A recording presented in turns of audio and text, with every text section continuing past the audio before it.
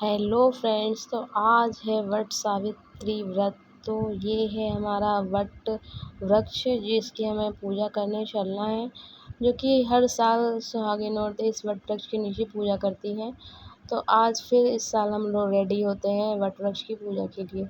तो ये है मेरी मेहंदी जो कि मैंने रात में लगा ली थी और सुबह मैं आपको दिखा रही हूँ। मैंने सिंपल ही मेहंदी लगाई है, ज़्यादा मतलब मैंने नहीं लगाई है। मुझे एक्चुअल में सिंपल बहुत मेहंदी पसंद है। और ये मेरे पैर का महावर, पैरों में भी मेहंदी लगाते हैं बट मुझे महावर ज़्यादा पसंद है। और ये मैं ऑल टाइम अपने ये वाले बिछिया में हमेशा कैरी करती हूँ, और पायल भी।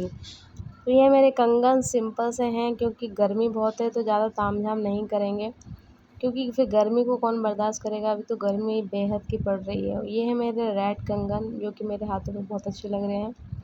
और मैंने मेहंदी लगा ली है, हल्दी और महावर दोनों लगा लिए हैं। तो ये है मेरा सिंपल सा लुक, और इस सिंपल से लुक में हम पूजा करने चलेंगे क्योंकि गर्मी का भी हमें ख्याल रखना है। तो चलते हैं पूजा के लिए। और पूजा से पहले मेरी थाली को देख लीजिए, पूजा की थाली जो कि ये है। मेरे को अभी ये चने और गुड़ मुझे गाय को खिलाना है। और ये वट सावित्री व्रत की कथा है, कथा की बुक है। और जो पीला धागा आपको दिख रहा है, इसका हम वट वृक्ष को बांधेंगे, 7 परिक्रमा इसकी लगाएंगे। और ये आँसें रखी हैं पूड़ी की, जो हमारे यहाँ चढ़ाई जाती हैं। देन फिर उसी की हम गोदी भर के उसे हम खाते हैं। ये अठवाई हैं, कुछ सुहाग का सामान है, अगरबत्ती, धूप और पूरा सुहाग का सामान है। तो हम चलते हैं और हम यहाँ पहुँचने पर देखते हैं कि इतनी सारी भीड़ है वट वृक्ष के नीचे। ऑलरेडी महिलाएं यहाँ पे बहुत भीड़ हो चुकी थी। 12 बजे तो हम गए थे, फिर उसके बाद भी इतनी यहाँ पे हमें भीड़ मिली। जाने के बाद हमें जगह जैसे भी हमने पाई, मतलब मिल गई थी। पूजा करके लेडीज़ जा रही थी और मेरे को भी जगह मिली। मैंने देखी अपनी अच्छी सूटेबल सी जगह, और वहाँ मैंने अपनी जगह बनाई। और मैं और बगल में भी एक लेडीज़ थी, वो भी स्टार्ट ही पूजा कर रही थी। तो हम दोनों की पूजा एक साथ ही मतलब हो रही थी। इस साल मेरी देवरानी मेरे साथ में नहीं है क्योंकि वो गई हुई है मायके। तो इस बार मुझे अकेले ही पूजा करनी पड़ रही है। बट भगवान ने मेरे साथ में एक लेडीज़ थी, तो वो मतलब आराम से अच्छे से पूजा करवा रही थी और कर भी रही थी। तो मैंने स्टार्ट कर दी यहाँ पे पूजा अर्चना। तो स्टार्ट करते हैं जल देने से और फिर स्टार्ट करते हैं हम पूजा। तो आप करिए वीडियो को एंजॉय और मैं करती हूँ पूजा।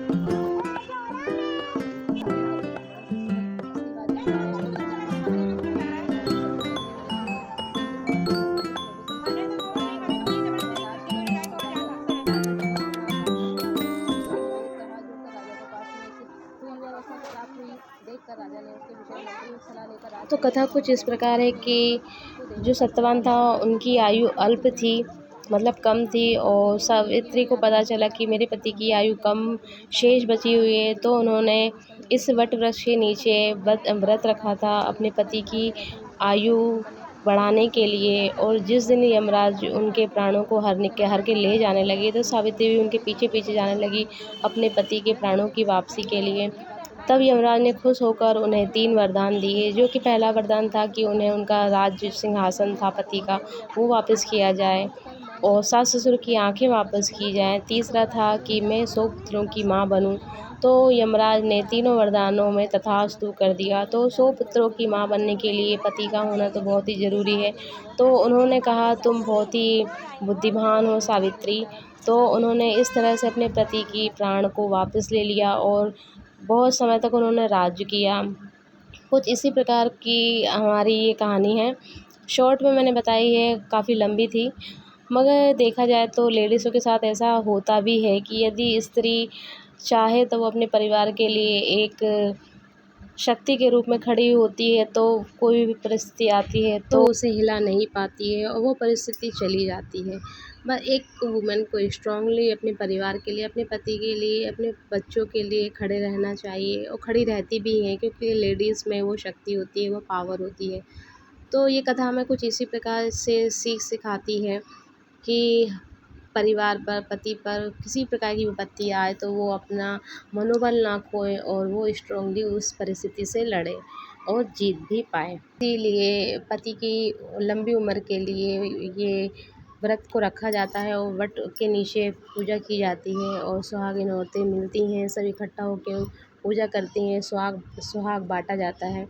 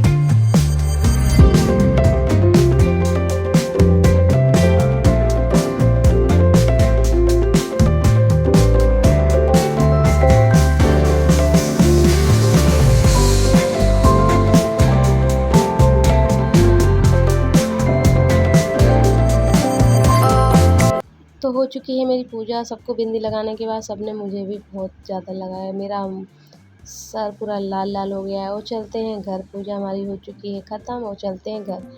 और शाम को हमने घर पहुंचने के बाद हमने रेस्ट किया और निकले हम लोग 5:30 बजे समथिंग काली माता मंदिर के लिए, क्योंकि आज अमावस है। तो आज हम लोगों ने, मम्मी बोलती हैं कि चलो मंदिर चलते हैं, तो आज हमने यहाँ पे किए हैं दीपदान और मछलियों को खिलाया आटा, चूँकि यहाँ मछलियाँ बहुत सारी हैं। यदि आप आना चाहते हैं तो यहाँ मछलियों को दाना डाल सकते हैं।